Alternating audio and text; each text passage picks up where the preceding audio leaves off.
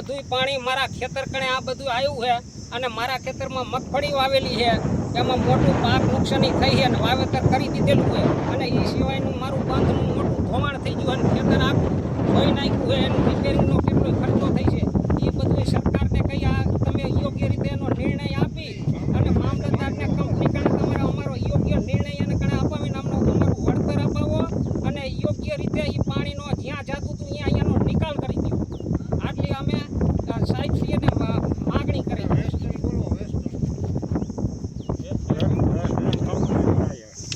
આ બધા ખેડૂતો જ છે, આ બધા ખેડૂતનો આ એક જ પ્રશ્ન છે. આ બધા ખેડૂતને બહુ ખેતરોમાં ધોવાણ થયું છે ને પાક નુકસાન થયું છે બધા ખેડૂતને, ને આ પાણી બહુ આગળથી આવ્યું છે ને આ ખેતર જે આ માલિક છે ને એને બહુ મોટું નુકસાન થયું છે. આમાં મગફળીનો પાક હતો ને ખેતરનું ધોવાણ થયું, બંધ ધોવાઈ ગયો અને આ રેલવે કન્ટેનમેન્ટ ઝોનવાળા એને ઘણી વાર રજૂઆત પણ કરેલી હતી પણ એ લોકો આપણને જ કંઈ જવાબ દેતા નથી. ખેડૂતને એમ કહે છે કે તમારે જે કરવું હોય એ કરી લેવાની છૂટી, તમારે પાણી આવે તમારે જે કરવું એ કરવાની છૂટી. એ લોકો એવો જવાબ દે છે એટલે એ અમારી સાથે કોઈ વાત કરવા પણ માગતા નથી. એટલે ને બધા ખોટા હેરાન કરે છે અને એટલા માટે આ ભાઈ, તમારું ભાઈ નામ શું છે? નરભેરામભાઈ. હા, આ જૂના દેવળિયા સીમની અંદર આવેલું છે ખેતર એમનું. આ કિરીટભાઈનું ખેતર છે. પાણી જરાય આવતું નતું, એ પાણી આખું અત્યારે ભરી ગયું છે. પાણી ગાંઠનું અમારું આ બધું અહીંયા નાલે નીકળતું હતું, એ પાણી બંધ કરું ને એનું પાણી બધું અમારા ખેતરમાં એને મારી દીધું. વેસ્ટર્ન કંપની છે, વેસ્ટર્ન કંપની છે કન્ટેનર દેતા નથી અમને.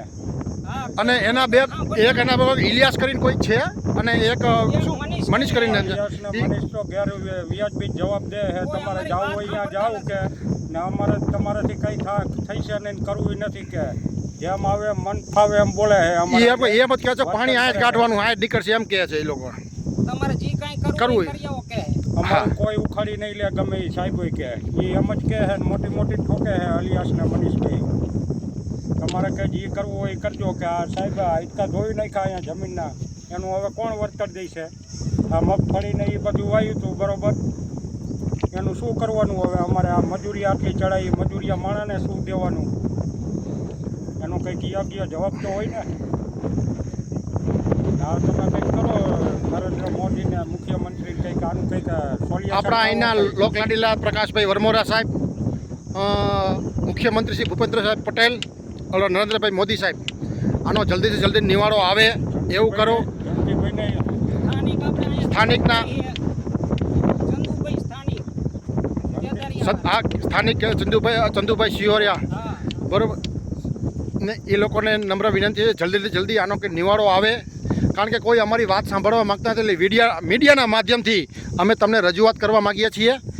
અને જે કોઈ ખેડૂત મિત્રો હોય, જે ખેડૂત પ્રેમી હોય, આ જેટલો બને એટલો વિડીયો જલ્દીથી જલ્દી શેર કરવા વિનંતી. જય ભારત, જય કિસાન. અને જલ્દીથી જલ્દી આનો નિકાલ થાય એ બાદ અપલ એવી માગણી કરીએ છીએ.